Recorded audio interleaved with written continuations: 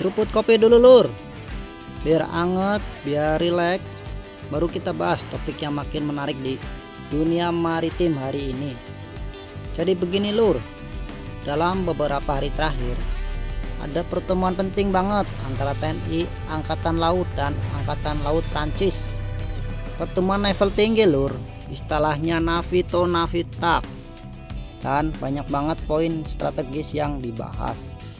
Dan salah satu yang hadir adalah FADM Emmanuel Slash, Wakil Kepala Staf Operasi Angkatan Laut Prancis.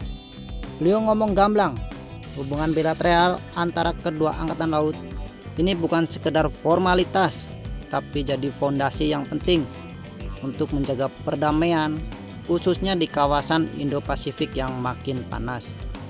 Nah lur, ASOPS Kasal kita juga nyambungin fakta yang makin kerasa, yaitu anomalinya makin hari makin sering carrier strike group dari negara-negara besar lewat perairan kita, mulai dari Amerika Serikat, Inggris, Cina, Jepang, bahkan India. Indonesia jadi jalur vital lur, bukan cuma karena posisi geografis, tapi karena stabilitas dan pengaruh diplomatiknya. Dengan kondisi ini, wajar kalau AL Prancis memandang Indonesia sebagai mitra yang penting banget lur. Lur, ini menarik kalau ditarik mundur sejak masa kolonial. Wilayah kita selalu jadi incaran negara besar, bukan cuma karena letaknya yang strategis, tapi sumber daya, rute, dagang, dan posisi geopolitik. Dan sampai sekarang, pesonanya nggak luntur lur. Makanya penetrasi diplomatik dunia ke Indonesia makin intens. Semoga negara besar kalau bisa ingin menjalin hubungan baik, Prancis pun nggak mau ketinggalan.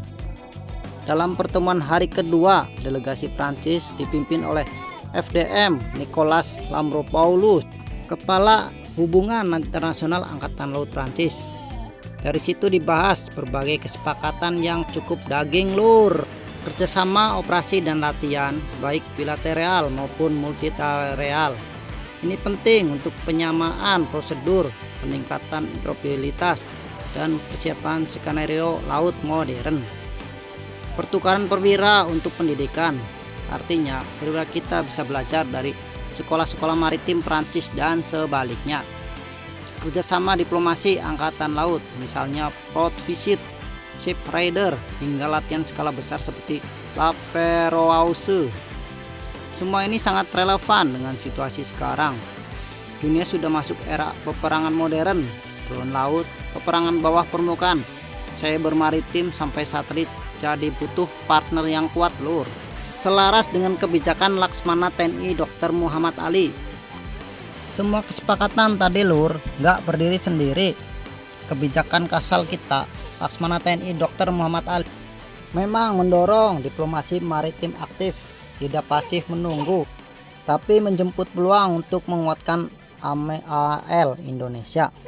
Dan jangan lupa ini juga inline dengan agenda pertemuan dan Presiden RI Jenderal TNI Purnawa Prabowo Subianto yang beberapa waktu lalu membicarakan penguatan kerjasama pertahanan.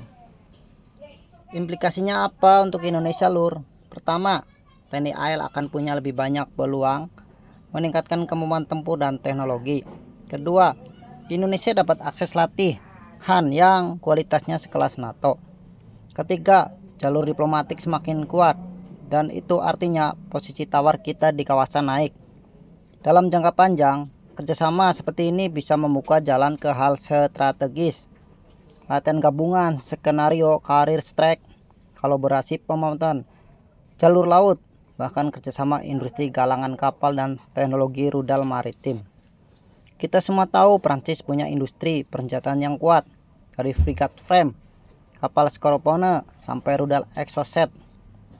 Dan Indonesia kita sedang membangun frigat merah putih, memperkuat kekuatan kapal kombatan, serta modernisasi pesisir. Jadi match lur, saling melengkapi. Seruput kopi dulu lur, kita rangkum. Pertemuan Navito Indonesia Prancis bukan sekedar acara diplomasi biasa. Ini adalah bagian dari strategi besar Indonesia dalam menjaga posisi di Indo-Pasifik yang semakin ramai oleh armada besar dan dinamika geopolitik.